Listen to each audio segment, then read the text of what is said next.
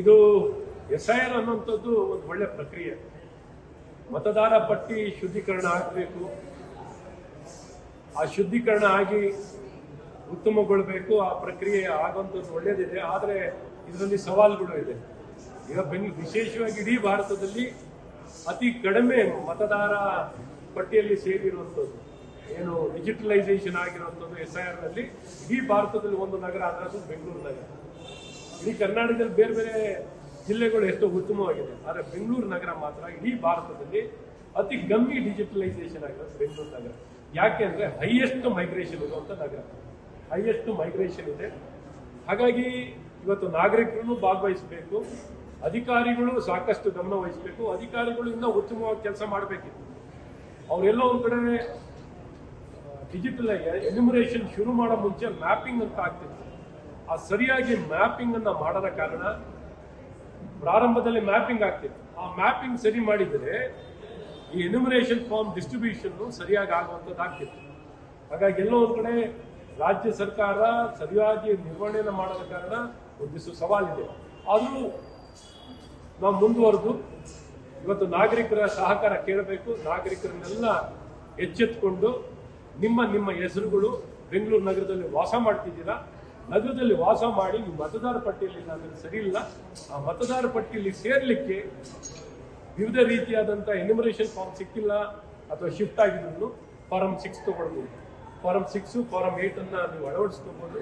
ದಯವಿಟ್ಟು ಈ ತಕ್ಷಣ ಆನ್ಲೈನ್ ಮೂಲಕ ಆಗಲಿ ಅಥವಾ ಅರ್ಜಿ ಮೂಲಕ ತಾವು ಅದನ್ನು ಉಪಯೋಗಿಸ್ಕೊಂಡು SIR ನಲ್ಲಿ ಭಾಗವಹಿಸಿಂತ ನಾಗರಿಕರು ಏನು ಅಂದ್ರೆ ಬರೀ ಮತ ಹಾಕೋಕ್ಕೋಸ್ಕರ ಎಲ್ಲ ಒಂದ್ ಕಡೆ ಯಾರೋ ಮಾಡ್ಕೋತಾರೆ ಅಂದ್ರೆ ಆಗಲ್ಲ. ಇದು ಪ್ರತಿಯೊಬ್ಬರು ಜವಾಬ್ದಾರಿ ಆಗಲಿ. ಮತದಾರ ಆಗೋಕ್ಕಿಂತಲೂ ಇನ್ನು ಹೆಚ್ಚಿನ ರೀತಿ ನಿಮ್ಮ ಹಿತಕ್ಕೆ, ನಿಮ್ಮ ಹಿತದಲ್ಲೂ ಗಮನದಲ್ಲಿಟ್ಕೊಂಡ್ರು ನಿಮ್ಮ ಹಿತದ ದೃಷ್ಟಿಯಿಂದಲೂ ತಾವು ಭಾಗವಹಿಸಿ ತಾವು ನೋಂದಾಯಿಸಿಕೊಳ್ಳೋದು ನಿಮ್ಮ ಕರ್ತವ್ಯ. ದಯವಿಟ್ಟು ಈ ಮಾಧ್ಯಮದ ಮೂಲಕ ನಾನು ನನ್ನ ನಾಗರಿಕರಲ್ಲಿ ಕೇಳ್ಕೊತೀನಿ. ನಾನು ಇದೇ ಸಂದರ್ಭದಲ್ಲಿ ನಮ್ಮ ಮಾಧ್ಯಮದ ಸ್ನೇಹಿತರನ್ನು ಕೇಳ್ಕೊತೀನಿ. ಜನಪ್ರಿಯ ನಟರು, ಹಿರಿಯರು, ಉದ್ಯಮಿಗಳು, ಬೇರೆ ಬೇರೆ ಸಮಾಜದಲ್ಲಿ ಗಣ್ಯಮಾನ್ಯರು ಇದ್ದಾರಲ್ಲ ಅವ್ರ ಕಡೆಯಿಂದನೂ ಒಂದು ಒಳ್ಳೆಯ ಸಂದೇಶ ಕೊಡಿಸಿ ಅಂತ ಕೇಳ್ಕೊತೀನಿ. ಚಲನಚಿತ್ರ ನಟರಾಗ್ಲಿ ಅಥವಾ ಗಣ್ಯಮಾನ್ಯರಾಗ್ಲಿ ಒಂದು ಸಂದೇಶ ಕೊಡಿ ಅಂತ ಕೇಳ್ಕೊತೀನಿ. ಎಲ್ಲರೂ ಇವತ್ತೆಲ್ಲ ಒಂದ್ ಕಡೆ ಮೈ ಮರ್ತು ಕೂತಿದ್ದಾರೆ. ತುಂಬಾ ಜನ ಏನೋ ಯಾರೋ ಮಾಡ್ಕೋತಾ ಇದ್ದಾರೆ ಅಂತ. ಎಲ್ಲರೂ ಭಾಗವಹಿಸಿದ್ರೆ ಮಾತ್ರ SIR ಯಶಸ್ವಿ ಆಗುತ್ತೆ.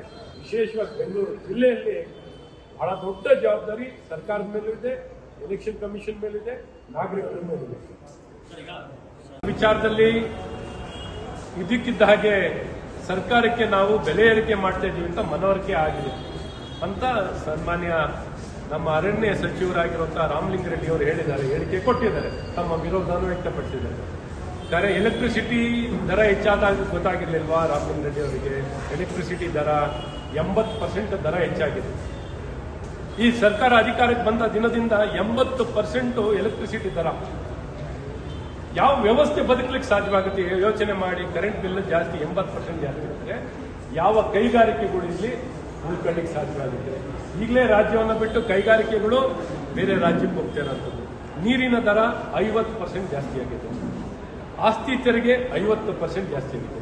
ಕಸ ವಿಲೇವಾರಿ 3 ಪಟ್ಟು, 4 ಪಟ್ಟು, 10 ಪಟ್ಟು, ಅಪಾರ್ಟ್ಮೆಂಟ್ಗಳಿಗೆ 10 ಪಟ್ಟು.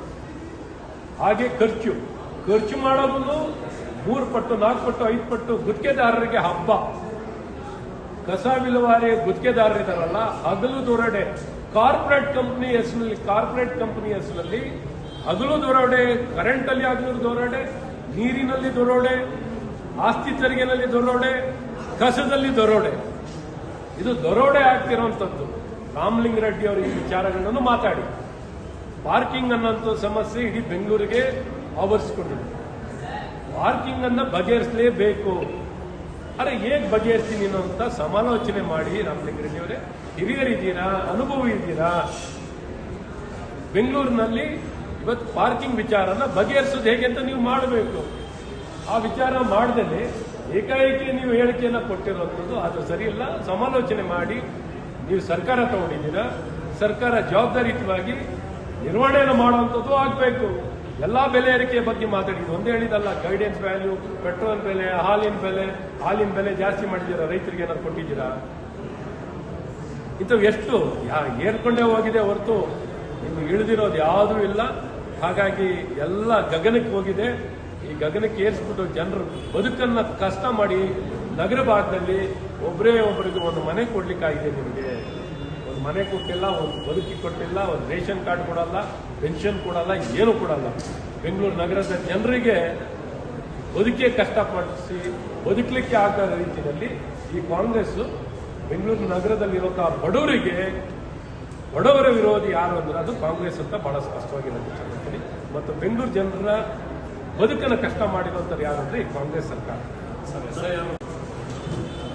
ಕಾಂಗ್ರೆಸ್ ಸರ್ಕಾರ ಪಾರ್ಕ್ ಪ್ರಿಸರ್ವೇಷನ್ ಆಕ್ಟ್ಗೆ ಏನು ತಿದ್ದುಪಡಿಯನ್ನು ತಂದಿದ್ದಾರೆ, ಅದು ಜನರ ಹಿತಕ್ಕೆ ವಿರುದ್ಧವಾಗಿದೆ. ಅದು ದುರುದ್ದೇಶದಿಂದ ಕೂಡಿದೆ. ಅಭಿವೃದ್ಧಿಯ ಹೆಸರಿನಲ್ಲಿ ಕಾನೂನನ್ನ ದುರ್ಬಳಕೆ ಆಗ್ತಿರುವಂಥದ್ದು. ಪಾರ್ಕ್ ಲಾಲ್ಬಾಗ್ ಅಂತ ಸ್ಥಳಗಳು ಮತ್ತು ಇತರ ಪಾರ್ಕ್ ಸ್ಥಳಗಳನ್ನು 5% ಅಷ್ಟು ಕಮರ್ಷಿಯಲೈಸೇಷನ್ಗೆ ಗಿಫ್ಟ್ ಮಾಡಬಹುದು, ಕಮರ್ಷಿಯಲೈಗೆ ಬಳಕೆ ಮಾಡ್ಬೋದು, ಕಟ್ಟಡ ಕಟ್ಬೋದು ಅನ್ನೋದಕ್ಕೇನು ಬಳಕೆ ಆಗ್ತಿದೆ ಅದು ಸರಿಯಲ್ಲ. ಜನಹಿತಕ್ಕೆ ವಿರುದ್ಧವಾಗಿದೆ, ಪರಿಸರಕ್ಕೆ ವಿರುದ್ಧವಾಗಿದೆ. ಈ ರೀತಿ ಕಾಂಗ್ರೆಸ್ ಪಕ್ಷ ಸರ್ಕಾರ ಅಧಿಕಾರ ದುರ್ಬಳಕೆ ಮಾಡ್ತಿದ್ರೆ ಈ ತಕ್ಷಣ ಇದನ್ನು ಹಿಂದೆ ಪಡಿಬೇಕು. ಟನಲಿನ ಹೆಸರಿನಲ್ಲಿ ಈ ರೀತಿ ಸ್ಥಳ ದುರ್ಬಳಕೆ ಆಗ್ತಿರೋದು ಸರಿಯಲ್ಲ. ಇದು ನಿಜಕ್ಕೂ ತಲೆ ತಗ್ಗಿಸುವಂಥ ವಿಚಾರ. ಜನ ಆಶ್ಚರ್ಯ ಪಡ್ತಿದ್ದಾರೆ. ಯಾವ ಸರ್ಕಾರ ಜನಹಿತವನ್ನು ಕಾಪಾಡಬೇಕಿತ್ತೋ ಈ ಸರ್ಕಾರವೇ ಜನ ವಿರೋಧಿ ಆಗಿದೆ ಅನ್ನೋದನ್ನ ಇವತ್ತು ಇಡೀ ಜನಾಭಿಪ್ರಾಯ ಆಗಿದೆ ಅನ್ನೋಂಥದ್ದು ಬಹಳ ಸ್ಪಷ್ಟವಾಗಿ ಎದ್ದು ಕಾಣ್ತಿರುವಂಥದ್ದು. ಇದನ್ನು ನಾವು ಭಾರತೀಯ ಜನತಾ ಪಾರ್ಟಿ ವಿರೋಧಿಸಿ ಈಗಾಗಲೇ ಸ್ಪಷ್ಟ ಸಂದೇಶವನ್ನು ಕೊಟ್ಟಿದ್ದೀವಿ.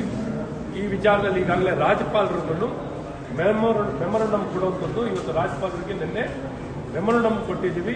ಪ್ರಾಸಿಕ್ಯೂಷನ್ನ ನಾಗೇಂದ್ರ ಅವ್ರನ್ನ ಪ್ರಾಸಿಕ್ಯೂಷನ್ ಮಾಡಬೇಕು ಅಂತ ಮೆಮೊರಂಡಮ್ ಕೊಟ್ಟಿದ್ದು ಮತ್ತು ಏನು ಪಾರ್ಕ್ ಪ್ರಿಸರ್ವೇಷನ್ ಆಕ್ಟ್ಗೆ ತಿದ್ದುಪಡಿ 5% ಸ್ಥಳ ಬಳಕೆಯನ್ನು ಮಾಡಲಿಕ್ಕೆ ಕಮರ್ಷಿಯಲೈಸ್ ಮಾಡಲಿಕ್ಕೆ ಏನು ಕಾಂಗ್ರೆಸ್ ಸರ್ಕಾರ ಹೊರಟಿದೆ ಅದನ್ನು ಸಹ ವಿರೋಧಿಸಿ ನಾವು ಅರ್ಜಿಯನ್ನು ಮೆಮೊರಂಡಮ್ ಅನ್ನು ರಾಜ್ಯಪಾಲರಿಗೆ ಕೊಡುವಂಥದ್ದಾಗಿದೆ.